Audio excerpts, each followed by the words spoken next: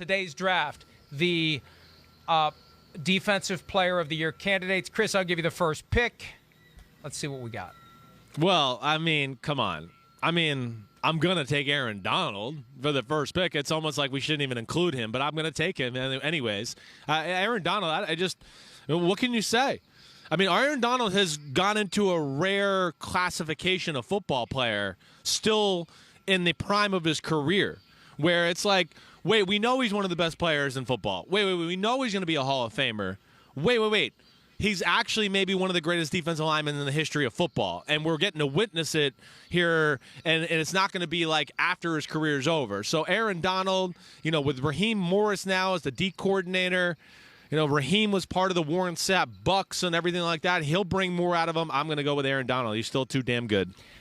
I'm surprised you went Aaron Donald because in recent years you have been a Myles Garrett Defensive Player of the Year guy. Yes. And we just set it up by talking about Myles Garrett aspiring to be the LeBron James of football. I'll take Myles Garrett. If you're going to leave him on the board, now I would have taken Aaron Donald with the first pick too. But if you're going to leave Myles Garrett, I'll take Myles Garrett with my first pick.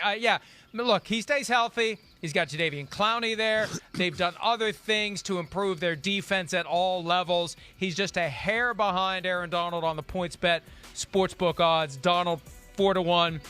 Myles Garrett 4.5-1. So no-brainers for the first two. Now it gets a little more interesting. Who do you have next? Yeah, and I mean, Myles Garrett, he probably would be in that conversation if it weren't, the last 2 years. He's injury or had the Mason Rudolph mishap, right, and had to deal with that. But I'm with you. Those are definitely the top two. All right, I'm going to go with a little different one here. I'm going Devin White, Tampa Bay Buccaneers. Hey, the Buccaneers go 15-2, and Devin White's leading football and tackles and running around like a kamikaze and just knocking everybody's head off and gets a few turnovers. To me, this is your new age Bobby Wagner, right? And this type of not the same defense, but same type of player who can just do everything, cover backs out of the backfield, one-on-one, tight ends the same way. I'm going to go with Devin White. It's amazing. There are some people who aren't as sold on Devin White as you and I are. I know what I see. The knack for making big plays in big spots is what sets him apart. And he's only getting better at this stage of his career. So that's a good pick by you. Thanks. Yeah, and you're right. There is that little element of and this is to me where people got to self-scout themselves a little bit. It wasn't perfect last year, but he's still, like you said, your eyes pop. He pops, and as the year went on, he got better and better as he got more comfortable within the system. Too many people are still holding on to he was at LSU and he was just running around like his hair was on fire. Get over your old narrative. Everybody's got to stop. It's over. He's awesome. He's one of the best defensive players in football.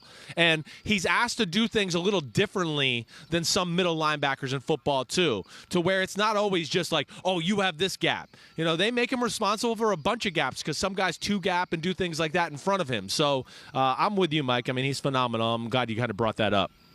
Next one for me, not a lot of hesitation here, Chase Young of the Washington football team, especially with Montez Sweat on the other side, the other potent front four that they have, the members of that defense that are going to be harassing quarterbacks all year. Young didn't have a lot of sacks last year, but he was good enough to still be Defensive Rookie of the Year. I think he could parlay that into Defensive Player of the Year this season, Chris. I would not be shocked. He certainly was on my list of names here. He's just too awesome. And, of course, they got a bunch of good defensive linemen on that team to where you can't double team him a whole lot. And he's awesome in the run game, too. It's not just like this guy's just a pass rusher. He makes his presence known on the goal line, short yardage situations, whatever. He's a really awesome football player. Last pick here. I'm tempted between Chris Jones, who's going to be playing defensive end. I'll go with Chris Jones. I was thinking J.C. Jackson. I'm not going to lie, just to be full transparency if you want to steal that. Because, I'm just going with I think he could lead football in interceptions again. I think the Patriots defense will be a top 2 or 3 defense in football this year. But I will go with Chris Jones because he's just a force. He really is. And now he's playing defense end. He's going to get a few more opportunities to be one-on-one, get sacks. And, of course, if they're 14-3 or 15-2 and he's up there in sacks and forced fumbles and things like that, then yes, he will be in that conversation. The thing with J.C. Jackson, now that he is known, that he is identified, they're not going to throw it his way as often, so you're not going to get the interceptions.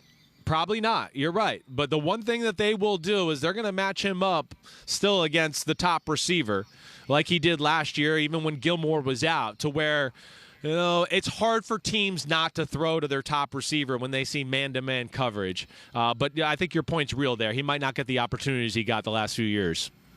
Am I allowed to just pick Bosa with my last one? One of them a hit. And then one of them, right? I mean, is there a bet where you could just take a last name and not tie a first name to it? I would go with Nick over Joey just because, hey, every guy is different when it comes to the torn ACL.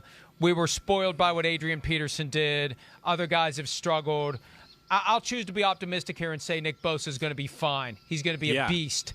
We know what a beast he's capable of being. He was unstoppable as a rookie. It's a damn shame what happened to him at MetLife Stadium Week 2 last year. He's got plenty of distance from that torn ACL. I think he's going to be dominant, and I think that he will have the kind of highlights and sacks that will come together to get people to say, wow, we need to take him seriously as a potential defensive player of the year. Yeah, I don't doubt that. And then with that team, the way they play, they could have a lead in a lot of games. The wide 9, he gets to come off the edge and do that in that Seattle scheme. It makes a lot of sense. They're both really talented. I think you're right. If you made me pick one, I'd probably go with Nick as well. Even though Joey's the one who's got the payday, the one that TJ Watt's trying to get. And Nick's going to be eligible for his after this year. If he has a Defensive Player of the Year type of a performance, it's going to be 28, 29, maybe even $30 million a year for Nick Bosa when he gets his next deal. Hi, I'm Mike Tirico, and thanks for watching.